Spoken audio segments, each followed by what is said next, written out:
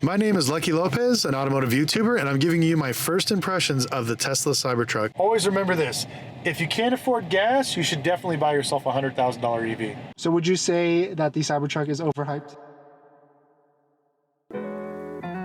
Welcome back to the channel and welcome back to another video. We've got an exciting video for you today because we're meeting up with Lucky Lopez, which is a automotive content creator. We're gonna get his reaction to the Tesla Cybertruck and also film some content with him as well. So let's get into it. Nice to meet you. Good to meet you. It's fucking hilarious. Yeah, so what do you think? I like it. I've seen a lot of them here in Vegas, but the problem is they're all owned by brokers. So as soon as they get them, they're out buying them from everybody else. Let me ask you this then. What's the going price for these right now? You know what's funny? So people were trying to sell me allocations for like $5,000 and we just laughed. You can get them for free now. There's so many people that are starting to give them away. I think that, you know, like yourself, we all put in that money 4 years ago, and now that it's finally here, I don't think half the people that put the deposit can even buy it. So what's interesting is that I've gotten 4 offers so far. 3 of them at 80K over, but they, of course, they want title change. You know, I can't do it. Yeah, so I thought that was like super interesting, but I don't know. I mean, I'll be honest with you, I would, because I know they're estimating that I think it was 2 million orders, but I believe that only 1 million people are probably going to pick up, probably less than that, because I don't even think they can produce even close to that anywhere now. So I would take it, like what you're doing now, make some content and then just send it, and get like the most craziest one you can get for the second go around. But it looks awesome. I like the wheels. Yeah, so that's Unplugged Performance, which is a Tesla performance shop in Hawthorne, right next to SpaceX in the design studio. And then that's also their carbon finder flares as well, prototype parts that they threw on it. What do you think about,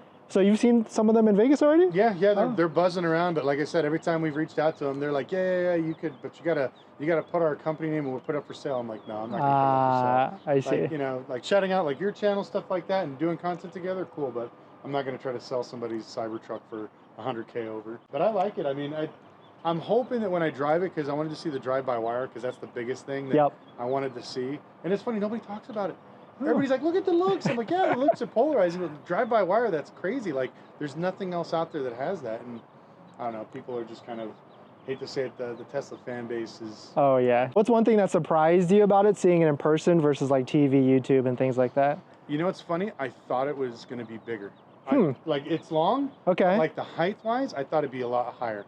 Because, you know, like looking at some of the other trucks and stuff like that, yeah, we have the length. Yeah. But I figured just, you know, being maybe another 6-7 inches will give it more space to, like, I don't know, just feel more big. Because, I mean, we sat in one and it felt spacious, but I just was surprised. I thought it'd be a little bit bigger. But I know they had to change the dimensions because they're worried about basically cutting people in half when they hit them front end on. Yep. But overall, I mean, you know, it looks good. Yeah. So I think this review will be pretty funny because it'll be kind of a, how do I say it nicely? It'll be a balanced review. Yeah, exactly. Yeah, we're not all Tesla fanboys. So you probably know it has air suspension. It's on the lowest setting right now. It can go to high, puts it to 14 inches, and it can still go to extract mode, which is 17 inches of clearance.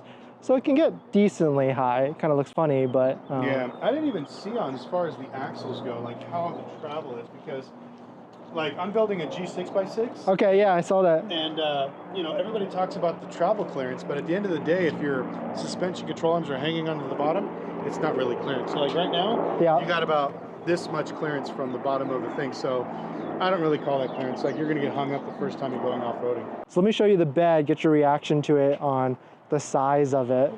Yeah, when we saw it at a car show in California, you know, it's decent. It's not anything crazy. I like the fact that you can actually put stuff in here. The only thing I was kind of worried about is once this is all the way up, is there anything blocking the window? Like, yes, that whole thing blocks the window. No, but I mean, but once this is all the way out, is there anything like I'm worried about something sliding in here, breaking the back window. Oh, yeah. So that's what I want to see, because everyone's like, oh, you can't see. I'm like, yeah, but is there anything blocking the window? So if you put some, like, you know, you put your tools in there like a typical guy that buys a real truck. Yeah. And you slam on the brakes, it isn't going to break your back window. Yeah, no, it definitely can. And there's no pass-through on that window, and it's just kind of exposed. So you could drive around like this. Yeah. So that could be like one way to protect it, because as you probably saw in some of the videos, this tonneau cover is pretty strong. It can like hold up to like 300 pounds, which is kind of cool. What do you think about the doors here? Because that's how you open it, and then you kind of have to hold it like that. I mean, I don't mind it. I thought they'd put some sort of like a hook or a scoop or something. Right. Because, like, you know, if you're making it out of stainless steel, I mean, pardon my French, everyone's going to finger your cars. Yeah. It's going to be covered in fingerprints. So I don't know why they decided to do it this way. But I mean, you know, it's Tesla. We got to make it cool and different. You know, my thing is the reason why most cars have not only electric button but a manual is because it's redundancy. Because once this breaks, I mean, you're fucked. Yep. You know, and then I'd love to see how if your battery dies or bricks, like I don't know if you saw those people in Chicago, yep. when all their Teslas wouldn't start, wouldn't do anything. Like, how do you get in? Exactly. Like, I don't see a manual, at least a manual release. Yeah, every other car pretty much made. There's some sort of manual way to get into the car. I don't even know if there's one in this one. Someone else posed a great question, like, what happens when the vehicle dies? Like, how do you steer it or anything? Like, you probably can't just completely shut off. Yeah, if you have a voltage scare, sometimes your battery spikes, or I don't know how it's set up where if you get a voltage shock and it burns, it's called a fusible link or a breaker, do you lose your steering? Do you lose, you know, like the access to pop your doors?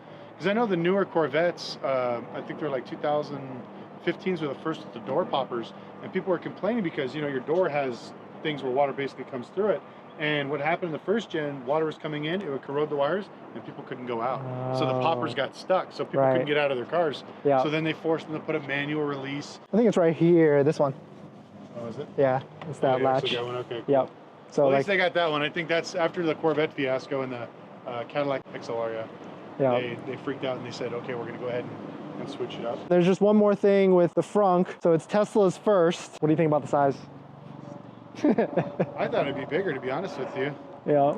And it's funny because like I've never seen like a F-150 up close, and comparing the F-150 Lightning's frunk size versus this, huge, humongous. But now you can see where all the space went. The space went to the bed because this has the biggest bed out of the three versus the Rivian, the F-150 Lightning. Versus, I mean, this is okay if they have. Does this have a port right here where we can actually jump start another electric car? Is that in the back? No, only in the back. I would have put it right here because this way you can pull up to somebody, you know, plug them in, charge them. I mean, it looks like literally the ones I've seen, people are already selling kits. You can put something here and it like extends out so you could sit on your car, like go fishing out of your back of your car. It was pretty funny. I think in the next 2 to 3 years, there's gonna be a lot of stuff coming out for this car. My name is Lucky Lopez, an automotive YouTuber, and I'm giving you my first impressions of the Tesla Cybertruck's drive-by-wire. It's pretty crazy, no shifter. You actually got to press the screen to get it to move. But here we go, drive-by-wire. Let's see how it goes. So one thing pretty neat is the actual ambient lighting. I didn't really notice it too much until we actually drove into an underpass. But it's very cool. Obviously, it's something that Tesla has, but I think it's a nice feature. So I like the fact that the ambient color is green because always remember this. If you can't afford gas, you should definitely buy yourself a $100,000 EV. The drive-by-wire seems very smooth, but I don't like the fact that I get no feedback. All in all, I have to say that I'm actually mildly surprised that the Tesla Cybertruck is doing this well. Awesome. So now that you've driven it, you've walked around it, what are your final thoughts on the Cybertruck? It was actually a lot better than what I originally thought. Like, we made jokes about the build quality, which we all know about, but the smoothness of how it drove, the drive-by-wire actually is very, very nice. I didn't like the feedback, not in the steering wheel, which felt kind of weird. I felt like I was floating. Okay. Some people like that feeling. They consider that comfort.